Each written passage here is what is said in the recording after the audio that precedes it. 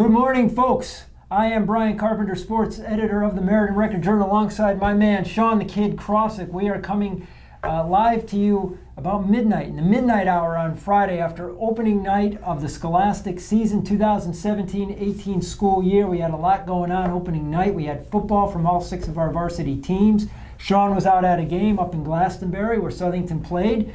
And we're coming to you each week. We're starting something new here in the fall. We're going to continue it through the school year. It's called This Week in High School Sports. We had so much fun doing our Athletes of the Week video show. We're going to do a second show every week, and this is going to continue right through the school year. We bring you highlights from select games each week. We'll hit the rivalry games. We'll hit football games, including several we did tonight. We had some good football tonight. Here's the big news from tonight. Platte football over at Falcon Field opens with a 42-7 win over Farmington. They are 1 win away from 300 for the career. Maloney, tough night up in Windsor. Tough team up in Windsor. They lost 28-0. Glastonbury, where Sean was, Southington defeating the host Tomahawks 34-7. A little karma involved in that final score. I'll give some more details in a minute.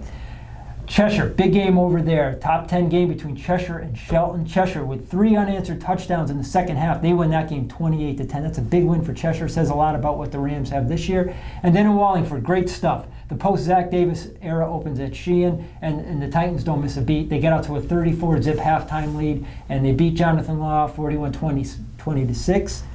I'm going to rephrase that. 41-26. That was your final. Sheehan defeats Law. And then, hey, the great news for Lyman Hall and the Trojans. First game under Coach Bill Wyrock down at Bowen Field tonight. They defeated Creed Career Whitney Tech 7-zip. Great start for the Trojans under Coach Bill Wyrock. So let's get to it. Like I said, we are going to do this every week. This is our first show. We're going to bring you highlights each Saturday morning from games that go Monday through Friday night. Tonight we just have the opening night stuff from football, and we've got some good games. We're going to start out at Falcon Field, where my man Johnny Pettit was covering for us. Justin Weeks was taking photographs, and of course, Pete Paguagua, the man, was there with his camera. Please welcome. Over at Falcon Field, Platte gets off to a great start. They defeat Farmington 42-7. A.J. Marinelli, great start to his senior season. He throws 3 TDs. E.J. Dudley, the junior running back who broke out last year as a sophomore, he rushes for 2 TDs. This was a TKO. Over early, 35-zip by halftime. It was on running time. Game over. We're going to show you some highlights. We're going to show A.J. Marinelli throwing his first couple touchdown passes. One to Elijah Felton. That was from about 10 yards. And the other one was to Devon Gardner from 16 yards. Those are the first 2 Platte touchdowns, sent the Panthers on their merry way to program win number 299. And also we're going to show you Ethan Dudley's first touchdown of the season as well. Platte, no problem in defeating Farmington tonight. Congratulations to Coach Jason Bruin, his staff, and the Panthers. They will go for win number 300 next Thursday night at Falcon Field. Mind you, I said it right, Thursday night. They are going up against the Wyndham Whippets of the ECC. And Platte hopes to make history there. I'm also indebted to Mr. Ed Grady, Platte historian, numbers guy, and general wizard, for setting me straight on the total number of Platte wins in their illustrious history, which dates back, of course, to 1958. I had them at 299. I was wrong.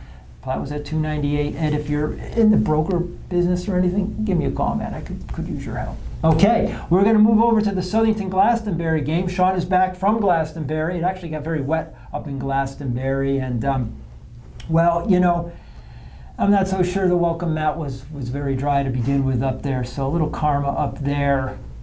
Shawnee comes back with a good game report on what happened between Southington and Glastonbury. A game won by Southington 35-7. Yeah. Well, Mike Drury's team really came out fired up today, and with the 34-7 victory. Will Barmore completed his first 10 passes, threw for 2 touchdowns in the first half. And the big news from this game was injuries to Brandon Cole and Will Barmore. Good news after the game. I talked with Coach Drury, and he said Will Barmore should be fine. His head hit the turf, and he should be fine. Brandon Cole, they're going to check out his knee, and we'll know more as the weeks go on. But it was tough to see him go down today. So Barmore threw first half passes, touchdown passes to Tim O'Shea and Will Downs. Downs had a big game, 6 catches for 98 yards, the first touchdown Was a beautiful fade pass from Barmore. Before Barmore went down in the fourth quarter, he went 15 for 23 with 211 yards, 2 touchdowns. And Cole went down in the second quarter. Ian Agnew Jr. took his place very well. 2 touchdowns, 18 carries for 69 yards. Did well stepping in for him in the backfield. And a couple other big plays. In the second quarter, Tanner LaRosa had an 81-yard kickoff return that brought it all the way back to the inside the 5. And Agnew punched it in 2 plays later for a 2-yard touchdown. And defensively, just like last year, they didn't give up a defensive point. The only points they gave up against Glastonbury was a kickoff return. And defensively, Sammy Thompson had 2 interceptions. After the first one, he was a big-time pass interference play, and he rebounded in the very next play, and he had an interception. Also, the linebacking core of Ian Hall, Ryan Maltavallo, and Joe Kazera all had big-time plays, pressuring Glastonbury all game. So tonight, Ryan Montalvo back from, of course, that knee injury that cost him pretty much his whole junior year, just on defense tonight, right? Yeah, just played on defense with the cast on his hand, and he was still a big-time player for them on that side of the ball. We were talking about Will Barmore before, too, and hopefully all these Southington guys are good. Hopefully all our kids stay healthy, because that's what we like to see. The good players play throughout the year.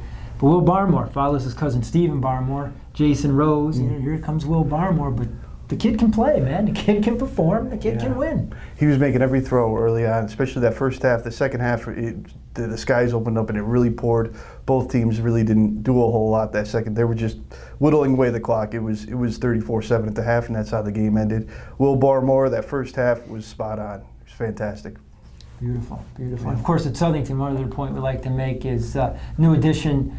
An old face, a new addition to Mike Drury's staff is Frank Stamilio, our old friend Frank, who's the offensive coordinator at Southington in the Jude Kelly era. He's back. He's working with the quarterback. So good to see Frank. What a great guy he is. So Frank's back, and the Knights keep cruising along. Lyman Hall gets in the win column tonight. Platt is cooking along too. And then, of course, we have Cheshire, who's looking very good. And not to get too far ahead, because we're sitting here on midnight on September 8th, but Thanksgiving's gonna probably be a good one this year, because Cheshire, big win tonight against Shelton. These are 2 teams ranked in the top 10 for whatever stock you put in polls. The guys who vote in it usually know what they're talking about, and they have Cheshire and Shelton in there. Pete's nodding his head because he's one of them. He is the font of wisdom behind that camera. Cheshire and Shelton, a top 10 matchup. Shelton led in this game 10-7 at halftime, and then Cheshire took charge in the second half, 3 unanswered touchdowns. We're going to give you some highlights because my man Pistol Pete went from Falcon Field in Meriden and drove to Alumni Field in Cheshire to get clips from both of these games. And fortunately, he got to Cheshire for the second half, where Cheshire really made it happen. Some of the clips you're going to see here, we have Nick, the captain, Quint, making a pivotal interception. You see this interception he makes right there? At the time, Cheshire was still down 10-7. Quint makes that interception, and it sets up the first touchdown run by junior running back Elijah Alston, and that put Cheshire up 14-10 in the middle of the third quarter. Cheshire went on to pull away as quarterback Jack Reba hooks up with Michael Jeffrey. These are 2 seniors who have been playing since their underclass days. Jeffrey since his freshman year. Only Kyle McIntosh is the only other Cheshire player to start all 4 years at Cheshire, so that says something about Michael Jeffrey. He catches this pass from Jack Reba, taking it right into your living room. Boom, there it is. Pete's right there to catch it in the end zone. They made it 21-10. And in our last clip, you see Elijah Alston. He's a big boy, and he's going to score a lot of these kind of touchdown runs this year. He puts the exclamation point on. 28-10 for Cheshire. That's a big win for them. They lost to Shelton last year. Shelton went on to the playoffs, got to the semifinals. Cheshire's looking to go back to the playoffs for the first time since 2009. Don't want to think too far ahead to December, but I don't know. We're in for a good run this fall. We want you to join us every Saturday morning. We're here on the midnight hour. On Friday night, we're like the midnight special, the old 70s shows, a little before Shawnee's time and Pete's, but not mine. I remember it. We're putting the show together on Friday night so you guys can watch it first thing Saturday morning. This week in high school sports, brought to you by the RJ Media Group. We will start the Athlete of the Week video Not this week, but next week. We got to get a full week under our belts before we make our first slate of picks for you to vote on. All right, you know where to tune in for us. We are at recordjournal.com, myrecordjournal.com. Go to sports. All the stuff's there. We'll tweet out the links to you. Pete will be handling the videos. Justin Weeks the photos. Myself, Shoni Krofsick, Kenny Lipshiz, and a great pool of stringers by John Pettit, Joe Boyle, Ryan Conchado, new guy Phil Zoppi, and my cousin, second cousin, Mike Guerrero. Will be getting to you all the stuff we can get to throughout the fall season. Good to be back here at this table in these tight little cozy confines. We'll catch you next week. Au revoir.